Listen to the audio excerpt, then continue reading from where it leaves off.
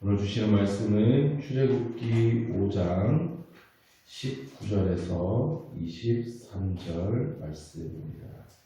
저와 여러분 한 절씩 교독하겠습니다. 기록하는 일을 맡은 이스라엘 자손들이 너희가 매일 만드는 벽돌을 조금도 감하지 못하리라 함을 듣고 화가 몸에 미친 줄 알고 그들이 발을 떠나는 때 모세와 눈길에 서 있는 것을 보고 그들에게 이르되 너희가 우리를 바로의 눈과 그의 신하의 눈에 미운 것이 되게 하고 그들의 손에 칼을 주어 우리를 죽이게 하는도다. 여호와는 너희를 살피시고 판단하시기를 원하노라. 모세가 여호와께로 싸우되 주여 지금 이 백성이 학대를 당하게 하시나이까 어찌하여 나를 보내셨나이까. 다같이 내가 바로에게 들어가서 주의 이름으로 말한 후로부터 그가 이 백성을 더 학대하며 주께서도 주의 백성을 구원하지 아니하시나이다. 아멘. 모세와 아론은 바로를 만나 이스라엘 백성을 보내달라고 요청했습니다. 하나님께 제사를 드려야 한다고 했어요. 바로가 듣기에 참으로 어이없는 요청이었습니다. 제사를 드려야 한다고 한 민족을 나라 밖으로 다 내보내 달라는 게 이게 말이 되는 요청입니까? 한두 명도 아니고 200만 명인데요. 바로는 이 모세와 아론의 요청을 이스라엘 백성을 선동하는 행위로 간주했습니다. 이제 우리 애굽에서 나가자고 이스라엘 백성들을 선동해서 애굽에 대한 반란을 일으키려 하는 것이라고 판단한 것이죠. 충분히 그럴 수 있습니다. 그래서 바로는 더 강한 노동으로 이스라엘 백성을 다스리려고 합니다. 근데 너무 힘들어서 다른 일은 생각할 힘을 남기지 않으려는 그런 전략일 수도 있고요. 더 큰 목적은 이스라엘 백성과 모세의 관계를 악화시키려는 목적일 겁니다. 9절을 보시면 그 사람들의 노동을 무겁게 함으로 수고롭게 하여 그들로 거짓말을 듣지 않게 하라. 여기서 거짓말이란 모세와 아론이 한 말을 의미하죠. 우리가 제사를 드리러 나가야 한다 라고 하는 모세와 아론의 말을 이스라엘 백성들이 듣지 않게 하기 위해 노동을 더 무겁게 한 겁니다. 바로는 노동의 조건을 악화시켰습니다. 이스라엘 백성들이 매일 벽돌을 만들고 있었는데요. 진흙으로 벽돌을 이길 때에 강도를 높이기 위해 짚을 사용합니다. 근데 이전에는 애국 사람들이 그 짚을 제공해 줬었는데요. 이제는 이스라엘 사람들이 짚을 직접 구해오라는 겁니다. 그런데 만들어야 하는 벽돌 개수는 이전과 똑같이 생산해야 된다는 거예요. 그러면 훨씬 일이 많아지겠죠. 벽돌 개수는 똑같이 맞춰야 되니까 벽돌을 만드는 시간은 동일할 겁니다. 그런데 짚을 스스로 구해야 되니까 아침 일찍이든 밤 늦게든 이제 또 짚을 구하러 다녀야 되는 거예요. 그럼에도 매일매일 필요한 짚을 다 구하기가 어려웠던 것 같습니다. 자연스럽게 벽돌을 생산하는 양이 줄어들었어요. 그러자 14절에 바로의 감독들이 자기들이 세운 바 이스라엘 자손의 기록원들을 때리며 이르되 너희가 어찌하여 어제와 오늘에 만드는 벽돌의 수요를 전과 같이 채우지 아니하였느냐 하니라. 바로의 감독들이 이스라엘 자손의 기록원을 때립니다. 기록원이란 이스라엘 백성들 중에서 관리자의 자리에 있던 사람들. 그러니까 똑같이 노예인데 그 중에서 관리자. 그래서 그날 몇 개의 벽돌을 만들었는지 어떤 작업을 했는지 기록하고 위에 보고하는 사람들을 말해요. 바로의 관리들이 이들을 때렸어요. 벽돌 개수를 맞추지 않았다는 이유죠. 그러자 기록원들이 바로에게 호소합니다. 아니 어떻게 이러실 수가 있습니까? 짚을 스스로 구해서 벽돌을 만들라고 해놓고 벽돌 개수는 똑같이 맞추라고 하면 이게 말이 되는 거니까 정당하지 않습니다. 그러면 소리를 때립니까? 라고 정당한 항의를 했어요. 그래서 바로가 17절에 이렇게 대답합니다. 바로가 이르되 너희가 게으르다 게으르다. 그러므로 너희가 이르기를 우리가 가서 여호와께 제사를 드리자 하는도다. 이스라엘 백성들을 게으르다고 몰아세웁니다. 게을러서 여호와께 제사를 드리겠다는 소리를 한다는 것이죠. 18절에는 이제 가서 일하라고 명령합니다. 여기서 일하다라는 단어에는 섬기다라는 뜻도 있어요. 이스라엘 백성들은 지금 바로를 위한 일을 하고 있습니다. 이것은 곧 바로를 섬기는 일입니다. 바로는 지금 이것을 문제삼는 거예요. 그들의 주인인 바로를 향한 충성과 헌신이 부족하니까 여호와를 섬기는 이야기를 하고 있는 게 아니냐. 그러니까 어서 돌아가서 나를 더 열심히 섬기라 하는 것이죠. 그러니까 지금 이 문제는 그들의 인생의 중심을 누구로 삼을 것인가 이거예요. 바로를 위한 인생을 살 것인가? 여호와를 위한 인생을 살 것인가? 바로는 지금 이것을 문제 삼으면서 자신을 섬기는 삶을 살아라고 이스라엘 백성들에게 요구하고 있는 것이고요.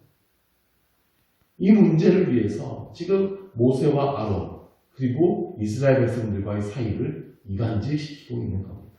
이건 영적 싸움입니다. 이스라엘의 기록원들은 바로를 만난 뒤에 사태가 심각하다는 것을 알게 되었습니다. 단순히 그냥 우리가 일이 많아진 것이 아니라 그들이 그냥 단순히 갑질하는 게 아니라 바로의 진노가 있구나. 그리고 이 사태가 쉽게 해결되지 않을 것이라는 것을 알게 되었어요. 그리고 이 사태의 원흉이 모세와 아론에게서부터 시작됐다는 것을 알게 됐죠. 마침 바로를 떠나서 나오는데 모세와 아론을 만납니다. 21절에 그들에게 이르되 너희가 우리를 바로의 눈과 그의 신하의 눈에 미운 것이 되게 하고 그들의 손에 칼을 주어 우리를 죽이게 하는도다. 여호와는 너희를 살피시고 판단하시기를 원하노라. 관리자들은 모세를 원망합니다. 당신들 때문에 일이 이렇게 되었다는 거예요. 당신들 때문에 우리 삶이 더 나빠지고 힘들어졌다는 겁니다. 우리는 죽게 생겼다는 거예요. 이게 무슨 하나님의 구원이냐는 거죠. 책임지라는 겁니다. 하나님께서 너희를 벌하시기를 원한다라고요. 모세도 속상하죠. 아니 하나님께서 시키시는 대로 했을 뿐이잖아요. 그런데 왜 이런 일이 벌어집니까? 자기 백성을 구원하지는 못할 망정 더 학대를 당하게 하면 어떡합니까? 왜 상황이 더 나빠집니까? 모세는 속상한 마음에 하나님께 기도합니다. 하나님, 왜 백성들이 더 학대를 당하게 됐습니까? 왜 나를 보내셨습니까? 이 말은 자기 능력이 부족해서 이런 일이 벌어진 게 아닌가 하는 자책의 마음도 들어있는 것이죠. 하나님 왜 구원하지 않으십니까? 왜 상황이 더 나빠집니까? 모세가 기도합니다. 우리 인생에 고난이 찾아올 때에 유익이 있는데 그 중에 한 가지는 우리를 기도하게 한다는 점입니다. 모세가 여기서 처음으로 하나님께 기도했어요. 이스라엘 백성들을 품고 기도하기 시작합니다. 이제 모세는 점점 기도의 사람으로 변해갈 것입니다.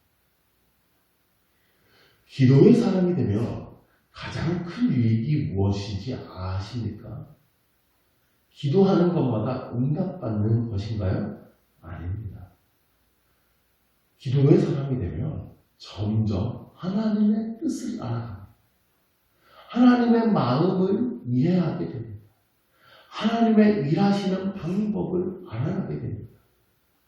모세는 아직 그것을 알지 못하는 거예요. 하나님께서는 모세에게 이미 말씀하셨어요. 바로가 거절할 것이라고 말씀하셨어요. 애굽의 재앙을 내린 후에야 이스라엘 백성을 돌려보낼 것이다. 미리 말씀해 주셨어요. 그런데 정말 바로가 거절을 하고 상황이 당장 너무 힘들어지고 큰 원망도 듣게 되니까 그 하나님의 말씀이 기억나지 않는 것입니다. 고난이 말씀을 집어 삼키는 것입니다. 하나님의 말씀을 굳게 믿는 사람은요, 아무리 큰 고난이 찾아와도 믿음이 그 고난을 뒤덮습니다. 그래서 끄떡도 하지 않습니다. 그런데 믿음이 약한 사람은 작은 고난이 찾아와도 그 고난이 믿음을 뒤덮어버립니다. 불안해하고 염려하고 불평하게 됩니다. 반석 위에 세워진 든든한 집은 아무리 큰 바람과 풍파가 찾아와도 흔들림이 없습니다. 그 바람과 풍파를 이깁니다. 그런데 믿음이 연약한 사람, 모래 위에 지은 성은 작은 파도가 밀려와도 무너지고 마는 거예요. 문제는 우리의 믿음에 있습니다. 우리가 먼저 기억해야 되는 게 있어요. 하나님을 믿고 살아가는 우리 삶은 결코 꽃길만 걷는 삶이 아닙니다. 좁은 문, 좁은 길로 걸어가는 삶이라고 했어요. 가시밭길, 고난길을 헤치며 살아가야 하는 삶이에요. 그러나 그 길의 끝에 천성이 있기 때문에 그 길이 유일한 길이기 때문에 그 길로 우리가 걸어가야 하는 것이죠. 하나님의 말씀에 순종했어요. 그런데 상황이 더 나빠질 수도 있습니다. 하나님의 말씀에 순종하면 언제나 푸른 초장과 실만한 물가로만 가게 되는 것이 아닙니다. 사망의 음침한 골짜기를 만날 수도 있습니다. 그때 우리의 믿음이 발휘되어야 됩니다. 사망의 음침한 골짜기를 지나갈 때에 두렵지만 깜깜하지만 그때 더욱 주님의 지팡이를 붙잡고 주님의 발걸음을 따라가야 하는 것입니다. 그 두려움의 순간에 원망하고 있을 것이 아니라 하나님을 더욱 붙들어야 하는 것입니다. 그 사망의 골짜기를 지나가야 푸른 초장과 쉴만한 물가를 만날 수 있는 것입니다. 주님은 우리를 언제나 선한 길로 인도하신다는 사실을 믿으십시오. 상황이 나빠질수록 더욱 신뢰하십시오. 현재 내가 겪는 어려움이 끝이 아니고 지금의 고난이 고난으로 끝나지 않는다는 것을 믿어야 합니다. 이게 말처럼 쉽지 않습니다. 사탄은 우리가 고난을 겪을 때에 하나님에 대해 원망하는 마음을 불어넣기 때문입니다. 하나님과 우리 사이를 이간질시킵니다. 하나님을 신뢰하지 못하고 믿음을 포기하게 만듭니다. 하나님 때문이라고 하나님께 탓을 해요. 상황을 더욱 악화시켜서라도 우리의 믿음을 떨어지게 만들 겁니다. 그러므로 우리의 믿음을 강하게 유지해야 합니다. 말씀을 끊임없이 듣고 묵상하고 되새기고 결단으로 우리의 믿음을 굳게 가져야 하는 것입니다. 말씀 위에 믿음의 뿌리를 깊게 내려야 합니다. 그래야 고난이 찾아올 때 흔들리지 않습니다. 이 믿음이 부족하다고 느껴지십니까? 아직 내가 그러한 믿음의 수준에 이르지 못했다고 느껴지십니까? 그러면 그냥 한숨만 쉬고 계시지 마시고 그 믿음을 구하시기를 바랍니다. 굳센 믿음을 달라고 구하십시오. 더욱 기도하십시오. 믿음은 하나님께서 주시는 선물입니다. 구하는 자에게 주실 것입니다. 구하는 자에게 꾸짖지 아니하시고 더욱 풍성히 주실 것입니다. 굳센 믿음을 주실 것입니다. 오늘도 우리의 믿음을 굳세게 하시고 온전하게 하시는 그 주님을 만나 하시기를 주의 이름으로 간절히 축원합니다. 기도하겠습니다. 하나님, 모세와 아론이 하나님의 말씀에 순종했지만 이스라엘 백성들의 삶은 더욱 어려워졌습니다. 모세는 하나님의 탓을 하며 이스라엘 백성들을 더욱 힘든 삶으로 몰아갔습니다. 우리의 삶도 하나님의 말씀에 순종해 나아가지만 더욱 어려워질 수도 있습니다. 그러나 그때에 우리의 굳센 믿음을 발휘하기를 원합니다. 더욱 기도의 자리로 나아가기를 원합니다. 아무리 큰 풍파가 몰려와도 이겨낼 수 있는 굳센 믿음을 허락하여 주옵소서. 나를 지키신다, 인도하신다 말씀하신 하나님의 약속의 말씀을 더욱 굳게 붙들게 하여 주옵소서. 비바람 파도가 몰아칠수록 더욱 주님의 지팡이를 굳게 붙잡게 하여 주옵소서. 주님만이 우리의 목자가 되시고 보호자가 되시니 주 품에 달려가 주의 보호하심 속에 들어가는 우리 되게 하여 주옵소서. 우리의 연약한 믿음을 굳세게 하여 주시고 주님만을 따라가는 우리 되게 하여 주시옵소서. 결국엔 우리를 구원하시고 가장 좋은 길로 인도하시는 주님을 만나게 하여 주옵소서. 예수 그리스도의 이름으로 기도드립니다. 아멘.